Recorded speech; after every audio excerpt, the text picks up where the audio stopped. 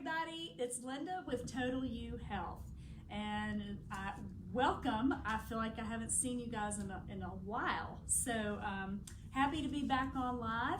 We are doing something a little different tonight. So I know we've been going through the 6 key health markers, and each week we've been focused on one of those. Tonight I'm actually going to combine the last 2, and that is because for the month of February, after tonight, we are going to focus on women's health issues.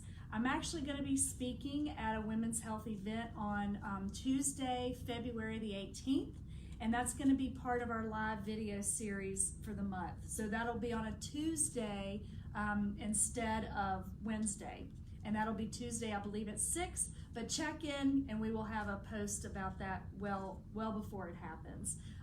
So just as a review, our key health markers that we can measure with a simple finger prick blood test. And you come in the office, we can actually get you 20% off of that test. So come in, give us a call, message us, and we can give you a whole lot more info.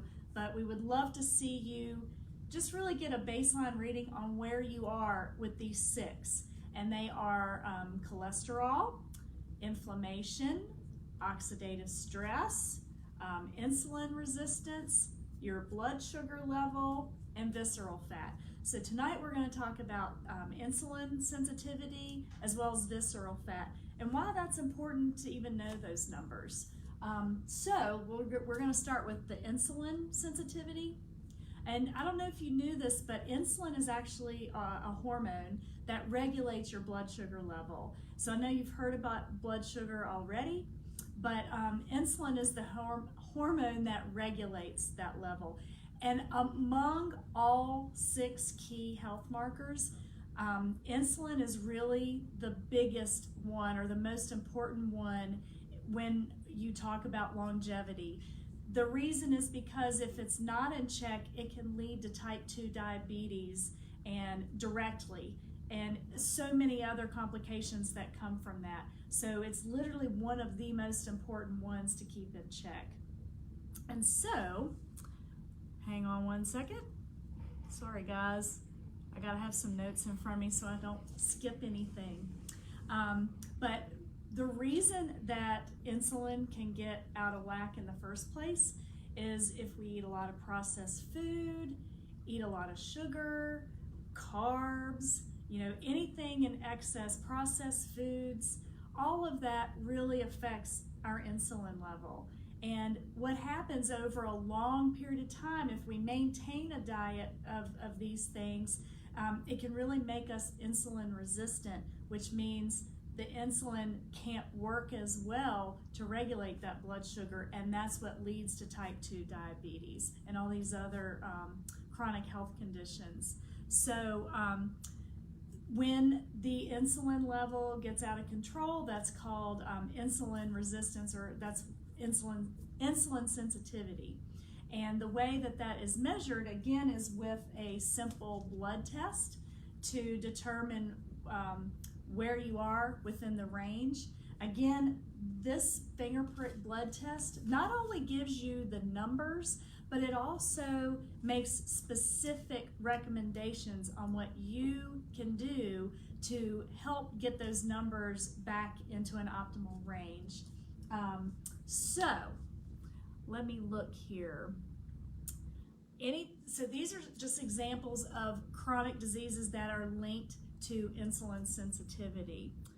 Cardiovascular disease, diabetes we've already mentioned, obesity, and even some cancers. So it's real important to get that checked and get that pulled back to an optimal level.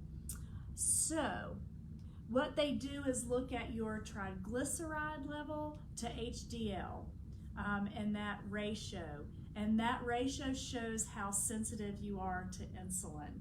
So hopefully we'll see a lot of you guys come in and get that test done so you know exactly where you are with your insulin sensitivity. So now I'm going to skip on down to visceral fat. So we all have fat. It's needed to protect us, our internal organs. Visceral fat is when, well, let me back up. Fat under your skin is necessary to insulate us and to protect us. It gets dangerous when that fat actually transfers. Jess, I'm sorry, can you make sure he doesn't come in here? Yes. Thank you.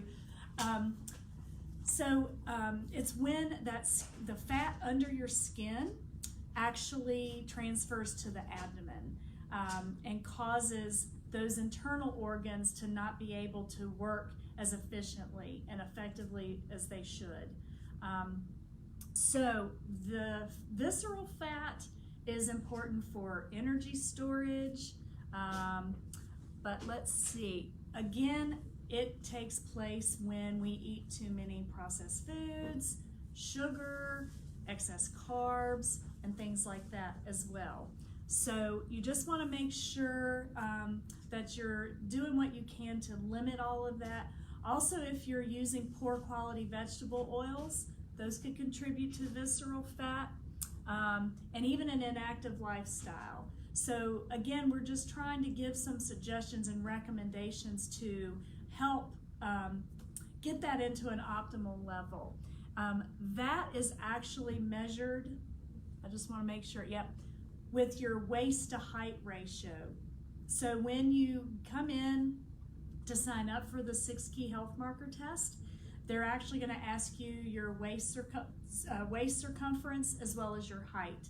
And then with all the other tests, they can actually determine what that visceral fat level is in your body. So let's see. You could also have a higher visceral fat level even if you're normal with your waist to height ratio. So that's why they do look at that, but they also combine it with some of the results of these other tests so that they can see what your visceral fat number truly is. All right, so I believe that might wrap it up. I'm just checking it out. Sorry guys, we had a busy day and I haven't had time to prepare. But anyway, please come in, check these out. They're real important to your overall health and determining if a chronic disease is going to settle in. Even if you already have a chronic disease, this can help you improve the symptoms. So, don't overlook this if you might already have a chronic disease. So, measuring these can help with your total overall wellness. And the biggest thing is if you do measure these, you can actually start putting into place the recommendations to bring those numbers into an optimal level and actually see how your efforts have impacted and hopefully brought these numbers back into a more optimal range. So I think that might wrap that segment up. We hope to see you guys next Wednesday at 7 p.m. where we will start our first subject on women's health. If you have any questions, please post them here. Again, thanks for checking in, and we look forward to sharing with you some new topics next week. Thanks, everybody. Bye.